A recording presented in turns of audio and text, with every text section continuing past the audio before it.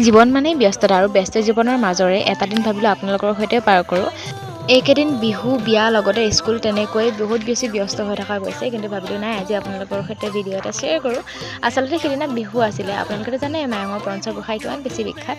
সেয়া গোসাঁই মেলা আছিলে আৰু এয়া সন্ধিয়া মেলা চাবলৈ ওলাইছোঁ আমি গোটেইকেইজনী আৰু এয়া বিহুতলী পালোঁগৈ। আজি আমাৰ বহাগৰ একেবাৰে শেষৰ বিহুখনো হয়।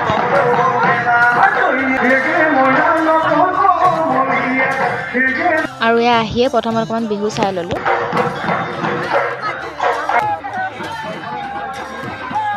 আৰু এয়া গোসাঁই লৈ আহিছে প্ৰায় 7 কিলোমিটাৰমান দূৰলৈকে, দিনত বেলেগ এটা ঠাইলৈকে লৈ যোৱা যায়। আৰু এয়া আমাৰ 5ও জনা গোসাঁই এতিয়া ঘৰমুৱা হ'ল।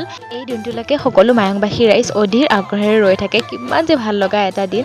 আৰু গোসাঁই ইয়াত অকণমান সময় থকাৰ পাছত ঘৰমুৱা হ'ব, আমিও ঘৰলৈ যাওঁ। পিছে এই তামোল খাই ল'লোঁ আৰু ৰাতিৰ সাজলত এনেকৈ খালোঁ। বাৰু আজিলৈ আহিছোঁ, বাই বাই। আন এটা ভিডিঅ'ত পুনৰ লগ পাম।